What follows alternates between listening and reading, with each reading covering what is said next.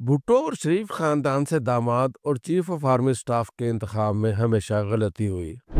Anne शायद बताते हैं कि जनरल ज़ियाउल हक ने वजीर आजम जुल्फ़िकार अली भुट्टो को सैल्यूट मारते ही अपनी जेब से जेबी साइज का कुरान पाक निकाला। ज़ियाउल हक के दौर में उनकी एक रिश्तेदार खातून इचरा में बंगाली जादूगर के दफ्तर चली गई।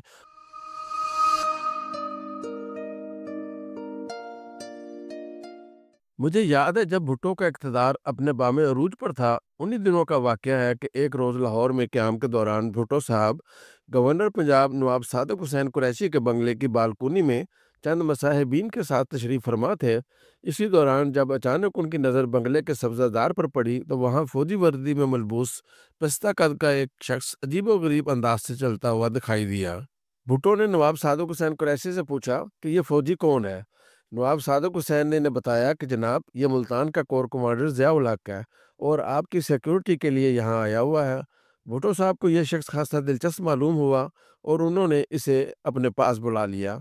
ऐनी शायद बताते हैं कि जनरल ज़ियाउल हक ने वजीर आजम जुल्फ़िकार अली भुट्टो को सैल्यूट मारते ही अपनी जेब से जेबी साइज का कुरान पाक निकाला और उस पर हाथ रखकर कहने लगा, जनाब वजीर आजम, मैं तो क्या, मेरे बच्चे भी आप पर कुर्बान। जिससे भुट्टो साहब इतने मुतासिर हुए कि एक वक्त आया जब नए आर्मी चीफ का इंतखाब करना था। उन्होंने सीनियर जर्नैलों की एक लंबी फहरिस्त को नज़रअंदाज करके ज़ियाउल हक को चीफ ऑफ आर्मी मुकर्रर कर दिया। उन्हें ऐसे लगा कि जैसे पूरी फौज में ज़ियाउल हक से ज़्यादा कोई इनका वफादार और जानिसार नहीं। मगर इस जानिसार और वफादार ने भुट्टो के साथ क्या किया, उन्हें किस तरह इबरत का निशान बनाया। एक मोतबर हल्के का यह दावा है कि जनरल ज़ियाउल हक एक ख़ानदानी आदमी थे। वो एहसान फरामोश हरगिज़ ना थे। उन्होंने जुल्फ़िकार अली भुट्टो की हुकूमत का हर मुमकिन हद तक साथ दिया, अपोज़िशन को मुज़ाकरात की मेज़ पर लाने की पूरी सही की, लेकिन अपने मोहसिन जुल्फ़िकार अली भुट्टो को इक़्तिदार से अलग करना ख़राब मुल्की हालात के पेश नज़र उनकी मजबूरी बन गया था। जनरल ज़ियाउल हक के इस इक़दाम के बाद दोनों साहब में इख्तलाफ इस कदर बढ़ गए कि वो एक दूसरे के जानी दुश्मन बन गए और कब्र एक और बंदे दो की बातें सुनने को मिलीं। ये सारी बातें हमारी तारीख का हिस्सा हैं। और फिर भुट्टो को ऐसे अंजाम तक पहुंचाने के नतीजे में ज़ियाउल हक का क्या अंजाम हुआ।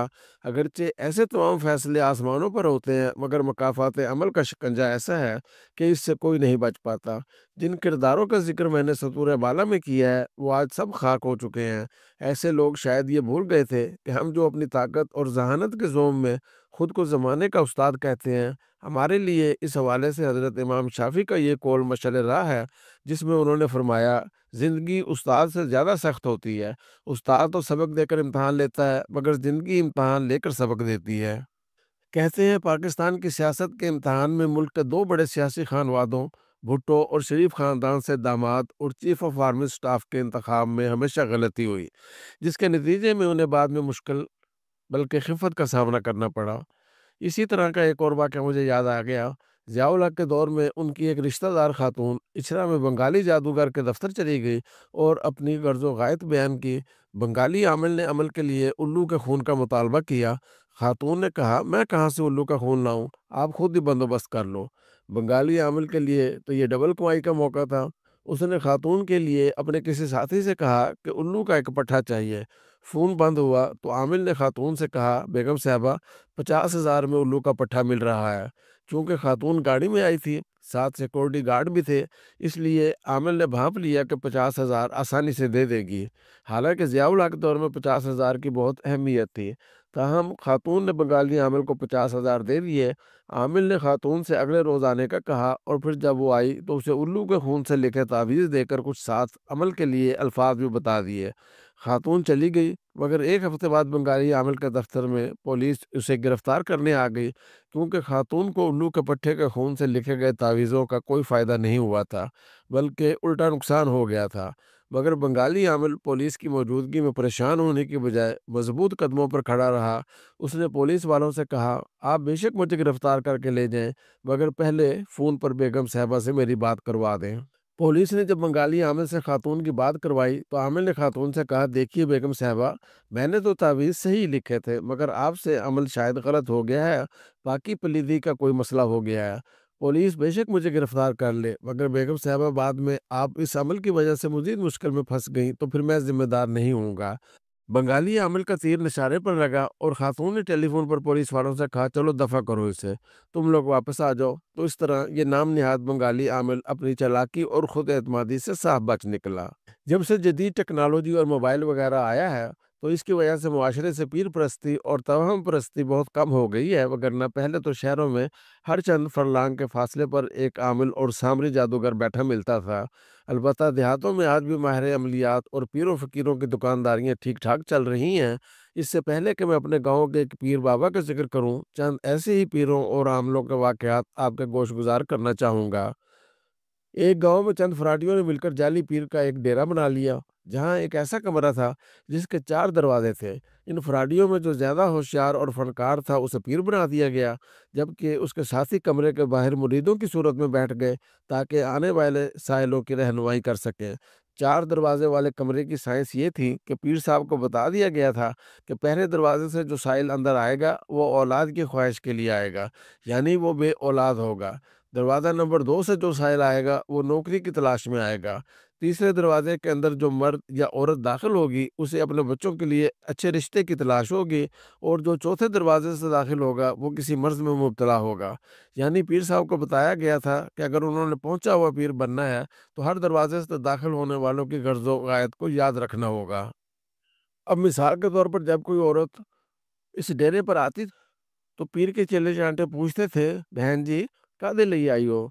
जब वो खातून बताती थी कि उसकी बहू के यहाँ बच्चा नहीं होता, तो ये फराटिये खातून को उस दरवाजे से अंदर जाने के लिए कहते थे जो बे औलादों के लिए मखसूस था। इस तरह खातून के अंदर दाखिल होते ही पीर साहब कहते थे कि अच्छा, तुम औलाद के लिए आई हो।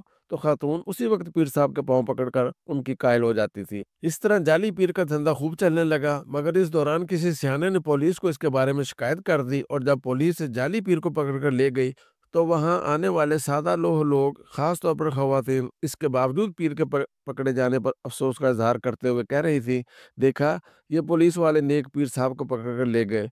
ये दुनिया तो नेकों को जीने ही नहीं देती। तो ये आलम है हमारी तोहम परस्ती का कि आंखों से देखकर भी यकीन नहीं करते।